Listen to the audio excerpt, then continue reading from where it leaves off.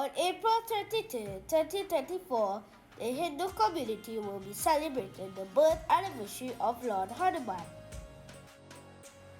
Located in Karapi, Trinidad, is the second largest Hanuman statue outside India. Looking over the Sri Dattatreya temple, you can find Hanuman standing 85 feet in height.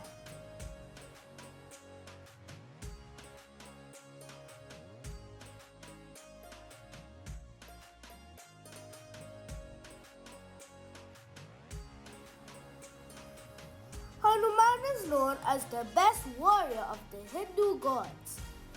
He provides strength, courage, and protection to his devotees.